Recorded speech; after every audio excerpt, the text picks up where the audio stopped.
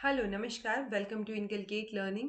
जब आप guidance and counselling करते हैं या आप रिसर्च करते हैं, सो ऑब्जर्वेशन का जो फिनोमिना है वो काफ़ी इंपॉर्टेंट हो जाता है। लेकिन ऑब्जर्वेशन होती क्या है, क्या इसके बेनिफिट्स, एडवांटेजेस, डिसएडवांटेजेस, उन सब के बारे में, या टाइप्स क्या हैं ऑब्जर्वेशन के, उन सब के बारे में आज हम डिस्कस करेंगे। अगर आपको वीडियो इन्फॉर्मेटिव लगे तो लाइक, शेयर और सब्सक्राइब कर दीजिएगा इनकलकेट लर्निंग को। दिस इज प्रेजेंटेड बाय मी रवीना। चलिए फिर शुरू करते हैं। सबसे पहले हमें बताना चाहिए ऑब्जर्वेशन होती क्या है। यानी कि मान लीजिए आप क्लास में बैठे हैं और आप चुपचाप बैठ के बाकी सब लोगों को देख रहे हैं, या वो क्या कर रहे हैं ये गौर से नोटिस कर रहे हैं, वो क्या है, ऑब्जर्वेशन है। सो ऑब्जर्वेशन मीन्स व्यूइंग और सीइंग, यानी आप किसी देख रहे हैं, वो ऑब्जर्व करना हो गया। We go on observing something or other while we are awake. Obviously जब आप जाग रहे होंगे खुली आंखों से ही ऑब्जर्व करेंगे ना, ऐसा तो नहीं हो सकता आप सो रहे हैं और ऑब्जर्व कर रहे हैं, right. Observation allows the researcher to study people in their natural setting. So आप जो है नेचुरल सेटिंग में उनको ऑब्जर्व करते हैं। ऑल्दो जब आप टाइप्स पढ़ेंगे ऑब्जर्वेशन के उस टाइम पे, अगर आप कंट्रोल्ड सेटिंग में करेंगे तो वो कंट्रोल्ड ऑब्जर्वेशन हो जाएगा, ठीक है। Without their behaviour being influenced by the presence of a researcher. So कई बार होता है कि रिसर्चर की प्रेजेंस उनको पता नहीं होती नेचुरल सेटिंग में। जो सब्जेक्ट है, जो जो काम कर रहा है वो कर रहा होता है, और रिसर्चर जो है वो उसको देख रहा होता है, ऑब्जर्व कर रहा होता है कि वो कैसा बिहेव कर रहा है। Observational data usually consist of detailed information about particular groups or situations. So observational data जो भी होगा वो detailed information होगी कि किसी भी इंसान का बिहेवियर या किसी पर्टिकुलर ग्रुप का बिहेवियर या किसी सिचुएशन में वो कैसे बिहेव कर रहे हैं। सो वो ऑब्जर्वेशनल डाटा जो होगा वो डिटेल्ड इंफॉर्मेशन होगी, ये हमें ध्यान रखना है। अगर हम देखें कि कैरेक्टरिस्टिक्स क्या होंगी ऑब्जर्वेशन की, सो it is both a physical and mental activity. क्योंकि आप देख रहे हैं ना, ऑब्जर्व कर रहे हैं, तो वो दोनों तरीके से हो गया, फिजिकली भी और मेंटल एक्टिविटी भी। Observation eye catches many things which are sighted, but attention is focused on data that are pertinent to the given study. तो वैसे तो हम बहुत सारी चीजें देखते हैं, लेकिन जो स्टडी हम कर रहे हैं बीइंग अ रिसर्चर, जो हमारे लिए जरूरी है उस डाटा के ऊपर हम फोकस करते हैं, उसको ज्यादा अटेंशन देते हैं, ठीक है। ऑल्दो हमें बहुत सारी चीजें दिख रही हैं, लेकिन अटेंशन किसको देंगे, जो हमारी स्टडी के अकॉर्डिंग हमारे लिए जरूरी है। सो ऑब्जर्वेशन क्या हो गई, सिलेक्टिव हो गई, यानी कि हम सब कुछ नहीं ऑब्जर्व कर रहे, सब कुछ नहीं लिख रहे अपने डाटा में। हम वो चीजें ऑब्जर्व करके लिख रहे हैं जो कि क्या है, हमारे लिए जरूरी है। ये पर्पसिव होगी ना कि कैजुअल, क्योंकि आप किसी पर्पस के साथ ही, किसी आपके रिसर्च का कोई तो पर्पस होगा ना, और उस पर्पस को फुलफिल करने के लिए जब आप ऑब्जर्व कर रहे हैं, सो ऑब्जर्वेशन क्या हो गई, पर्पसिव हो गई, ना कि आप ऐसे ही बैठ के कैजुअली ऑब्जर्व कर रहे हैं। अगर हम टाइप्स की बात करें कि ऑब्जर्वेशन के क्या टाइप्स रहेंगे, तो सबसे पहले है पार्टिसिपेंट ऑब्जर्वेशन। यानी कि मान लो 5 लोगों का ग्रुप है, ये 5 लोग यहाँ ग्रुप में बैठ के और क्या कर रहे हैं, कुछ खेल रहे हैं या कोई भी डिस्कशन कर रहे हैं। सो इन 5 में से अगर एक जो है वो क्या हो, ऑब्जर्वर, यानी कि रिसर्चर, ठीक है, जो कि ऑब्जर्व कर रहा है किसी एक पर्सन को, पर्टिकुलर पर्सन को, उसके बिहेव को, लेकिन खुद भी एक पार्टिसिपेंट है उसमें। सो वो क्या रहेगा, पार्टिसिपेंट ऑब्जर्वेशन। एक है कि 5 लोग यहाँ डिस्कस कर रहे हैं ग्रुप में बैठ के, लेकिन एक उनका छठा फ्रेंड जो है वो खेल नहीं रहा है और वो बाहर बैठा है।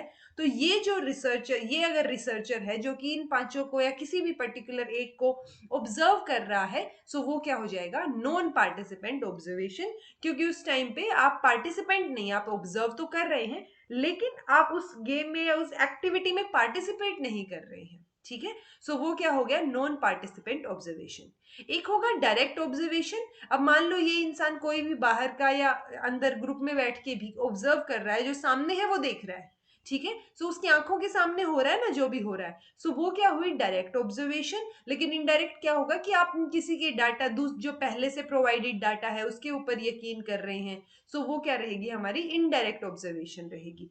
तो अगर हम बोले तो पार्टिसिपेंट एंड नॉन पार्टिसिपेंट, तो एक तरीके से जो पार्टिसिपेंट होगी वो डायरेक्ट ऑब्जर्वेशन होगी ही, क्योंकि आप खुद पार्टिसिपेट कर रहे हैं और ऑब्जर्व कर रहे हैं। नॉन पार्टिसिपेंट क्या होगी कि आप दूर बैठ के ऑब्जर्व कर रहे हैं, लेकिन है तो सामने ही ना। सो नॉन नॉन पार्टिसिपेंट भी क्या हो गया, एक तरीके से डायरेक्ट ऑब्जर्वेशन हो गया।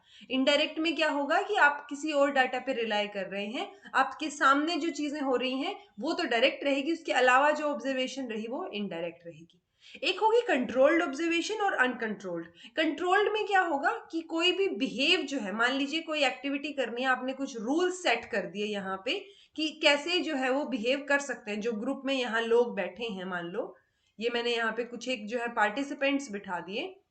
अब ऑब्जर्वर इनमें से भी एक हो सकता है और बाहर से भी हो सकता है। मान लो मैं नॉन पार्टिसिपेंट ऑब्जर्वेशन, और जरूरी नहीं है कि सिर्फ एक टाइम पे एक ही तरह की ऑब्जर्वेशन हो, ठीक है। जो ऑब्वियसली कंट्रोल्ड या अनकंट्रोल्ड में से एक होगी, डायरेक्ट या इनडायरेक्ट में से एक होगी, पार्टिसिपेंट या नॉन पार्टिसिपेंट में से एक होगी। लेकिन ये आपस में क्लैश कर सकती हैं कि पार्टिसिपेंट ऑब्जर्वेशन कंट्रोल्ड ऑब्जर्वेशन भी हो सकती है सिचुएशन के अकॉर्डिंग। सो ये बहुत सारे पार्टिसिपेंट्स हैं जो यहाँ पे मैंने इस स्क्वायर में बिठाए हैं, और इनको ऑब्जर्व करने के लिए या फिर कोई एक्टिविटी प्ले कर रहे हैं, गेम खेल रहे हैं ये, सो उसके लिए हमने क्या किया, कुछ सेट रूल्स बना दिए। तो वो जो रूल्स हैं वो हमारे अकॉर्डिंग सेट किए गए हैं, तो वो कंट्रोल्ड ऑब्जर्वेशन हो गई। अगर आप कोई रूल फॉलो नहीं करवा रहे और सिर्फ बस कर जो करना है वो कर रहे हैं लोग, सो वो क्या रहेगी, और आप ऑब्जर्व कर रहे हैं, तो अनकंट्रोल्ड ऑब्जर्वेशन रहेगी, क्योंकि आप वहां पे उनका बिहेवियर जो है वो कंट्रोल नहीं कर रहे हैं। सो ये हो गए ऑब्जर्वेशन के टाइप्स। फिर आता है कि selection of various aspects of behaviour for observation. So आप किस तरीके से कुछ एक एस्पेक्ट्स जो है आप उनको सेलेक्ट करके रखेंगे, क्योंकि अगर आपने कुछ चीजें सेलेक्ट नहीं की तो आप सब चीजें ऑब्जर्व करते चले जाएंगे, जिसकी वजह से आपके पास डाटा जो है वो बहुत वाइड और वेग डाटा आ जाएगा। बहुत जो है आपके पास क्लैरिटी नहीं होगी थॉट्स की। सो सबसे पहले तो हमें क्लियर करना है किसका मीनिंग, सिलेक्टेड बिहेवियर का। क्योंकि मान लो दो ऑब्जर्वर हैं और वो ये कोई पर्टिकुलर इंसान है, इसको ऑब्जर्व कर रहे हैं, एक ऑब्जर्वर यहाँ पे है, एक यहाँ पे है, ठीक है। सो ये दो ऑब्जर्वर इस सिर्फ एक ही चीज को ऑब्जर्व कर रहे हैं, तो इन दोनों ऑब्जर्वर को आपस में पता होना चाहिए कि कौन सा सिलेक्टेड बिहेवियर इन्हें ऑब्जर्व करना है। अदरवाइज दोनों हो सकता है अलग अलग चीजें ऑब्जर्व करें और वहां पे फिर कंफ्यूजन जो है वो क्रिएट हो जाए। तो अगर इनको पता होगा ऑलरेडी कि सिलेक्टेड बिहेवियर का मतलब क्या है, सो एक तरीके से कंसिस्टेंसी और रिलायबिलिटी जो है कंक्लूजन्स में देखने को हमें मिलेगी। ऑब्जर्वर्स की ट्रेनिंग होनी चाहिए, ये एस्पेक्ट हमें ध्यान रखना है, क्योंकि अगर ऑब्जर्वर्स ट्रेंड नहीं है सो उनको नहीं पता होगा कि एग्जैक्टली कौन सी चीज हमें ऑब्जर्व करनी है या किस तरीके से ऑब्जर्व करनी है। So it is important to train observers. If observers are not trained, the marks awarded by them shall not reflect the real position। तो जो चीजें वो ऑब्जर्व करेंगे, जो चीजें वो बताएंगे, वो यहाँ पे अच्छे से हमें रियल पोजीशन जो है वो जो जिसको ऑब्जर्व किया जा रहा है उसकी नहीं पता चलेगी। क्वांटिफाइंग ऑब्जर्वेशन, सो ऑब्जर्वर को ये भी पता होना चाहिए कि जो ऑब्जर्व किया है बिहेवियर उसको कैसे क्वांटिफाई करना है नंबर्स में। क्योंकि आप कोई भी मान लीजिए आप किसी का बिहेवियर ऑब्जर्व कर रहे हैं तो उसमें नंबर तो आपके पास नहीं होंगे ना। आप ये थोड़ी ना कहेंगे कि ये जो है 2 नंबर या मतलब आप नंबर कैसे ऑब्जर्व कर सकते हैं। जब आप किसी का एटीट्यूड ऑब्जर्व कर रहे हैं, बिहेवियर ऑब्जर्व कर रहे हैं, तो वो क्वालिटेटिव चीज हो गई। उसको क्वांटिफाई करना जो है वो आना चाहिए। रिपोर्ट राइटिंग और data recording, it is necessary to immediately record an observe fact. हो सकता है आपने कुछ ऑब्जर्व कर लिया लेकिन थोड़ी देर बाद आप भूल जाएं, सो इट्स बेटर कि आप तभी की तभी उसको रिकॉर्ड कर लें। इसके अलावा कुछ एक प्रिंसिपल्स जो है वो फॉलो होंगे ऑब्जर्वेशन के दौरान। वो प्रिंसिपल्स क्या होंगे वो हम देख लेते हैं। ऑब्जर्व द होल सिचुएशन, ऐसा होना चाहिए कि आप कंप्लीट सिचुएशन को ऑब्जर्व कर रहे हैं, ठीक है। So while observing, teacher should not only limit his attention to the behaviour of student but should also limit the conditions under which is working. So ऐसा नहीं कि आप बच्चे बच्चे को ऑब्जर्व कर रहे हैं, उसके आसपास क्या चीजें चल रही हैं, क्योंकि एनवायरमेंट भी तो अफेक्ट करेगा ना। सो वो एनवायरमेंट की वजह से ही तो बच्चा कुछ ना कुछ रिएक्ट कर रहा होगा। सो इसलिए हमें ऐसा नहीं करना है टीचर को, बीइंग अ टीचर, कि आप सिर्फ बच्चे को ऑब्जर्व करें, आप एनवायरमेंट को, कंडीशंस को, सिचुएशंस को भी देखेंगे कि वो ऑब्जर्व आप कर रहे हैं। Observe students in their routine activities, routine activities में उनको ऑब्जर्व करना बेटर है, क्योंकि फिर वो कंट्रोल्ड सिचुएशन में नहीं होंगी। जो जैसा बिहेव कर रहे हैं वो उनका नेचुरल सेटिंग में बिहेवियर होगा। Observation over a long period, ऐसा नहीं हो सकता कि आप एक दिन किसी चीज को ऑब्जर्व करें और आप कंक्लूजन पे पहुंच जाए, वो चीज गड़बड़ हो जाएगी। क्योंकि रोज जो है डायनामिक, ह्यूमन नेचर जो है वो डायनामिक है, और आप एक दिन में कंक्लूजन पे नहीं पहुंच सकते। सो हो सकता है आप थोड़ा सा लॉन्ग पीरियड, हफ्ता, एक महीना तब ऑब्जर्व कर रहे हैं और तब आपको कोई सेम पैटर्न दिख रहा है, यानी वो उसका एक्चुअल बिहेवियर हो सकता है। तो ऑब्जर्वेशन जो है एक लंबे टाइम तक होनी चाहिए। So they permit measurement of actual behavior rather than reports of intended or preferred behavior. So जो actual behavior है वो हमें देखने को मिलेगा अगर हम इन ये जो प्रिंसिपल्स की हमने बात की इनको अगर ध्यान में रखते हुए ऑब्जर्वेशन का प्रोसेस कंडक्ट करते हैं, सो वो हमें एक्चुअल बिहेवियर दिखेगा, ना कि जो आर्टिफिशियल बिहेवियर कई बार हम अडेप्ट कर लेते हैं वो देखने को मिलेगा। अगर एडवांटेजेस की बात करें ऑब्जर्वेशन मेथड की, सो ये क्या है, ये एक्चुअल बिहेवियर जो है वो हमें बताता है, ना कि जो प्रेफर्ड या जो और इंटेंडेड बिहेवियर है वो देगा। तो ये एक्चुअल रिपोर्ट देगा, एक्चुअल मेजरमेंट हमें देगा।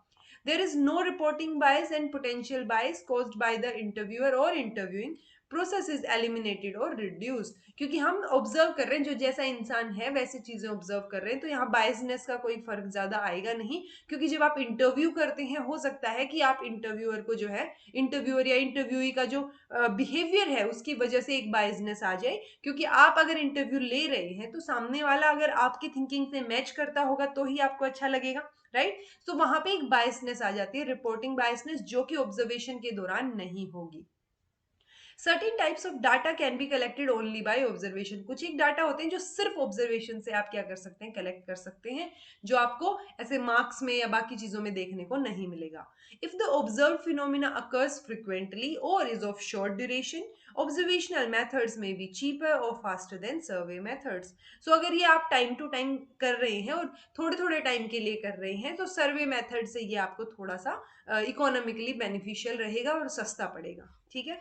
फिर आते हैं डिसएडवांटेजेस। तो डिसएडवांटेजेस में भी क्या है, reasons for the observed behaviour may not be determined since little is known about underlying motives, beliefs, attitudes and preferences। so हो सकता है कि आप एक्चुअल, कई बार होता है ना कि आप जो है रीजन क्या है उस बिहेवियर के पीछे वो नहीं पता कर पाते। आपने एक पैटर्न तो देख लिया, लेकिन वो पैटर्न किस वजह से आ रहा है, रीजन क्या है उसके पीछे, वो नहीं चेक कर पाते आप। सिलेक्टिव परसेप्शन हो सकता है, क्योंकि रिसर्चर का खुद का भी तो एक थॉट होगा ना। सो रिसर्चर के खुद की थिंकिंग की वजह से एक बायसनेस आ सकती है कि वो अपने आप ही जो ऑब्जर्व बिहेवियर है उसकी रीजनिंग के बारे में पता करने लग जाए। In some cases the use of observational methods may be unethical. जब आप सामने वाले को बिना बताए ऑब्जर्व कर रहे हैं, सो वो क्या है, कई केसेस में अनएथिकल हो जाता है। इसलिए हमें कंसेंट या जो है नॉलेज अगले इंसान को हो कि उसको ऑब्जर्व किया जा रहा है, वो बहुत जरूरी है। और अगर उसको पता होगा तो हो सकता है उसका बिहेवियर जो है वो क्या हो जाए, आर्टिफिशियल हो जाए। सो ये जो है डिसएडवांटेजेस हमें देखने को मिलेंगे जब हम ऑब्जर्वेशन की बात करते हैं। और ये हमने कंप्लीट ऑब्जर्वेशन के बारे में डिस्कस किया। अगर आपको ऑब्जर्वेशन जो मेथड उससे रिलेटेड कुछ समझ ना आया हो तो आप कमेंट बॉक्स में कमेंट करके पूछ सकते हैं। Otherwise this was all about today. Thank you so much for watching and keep smiling.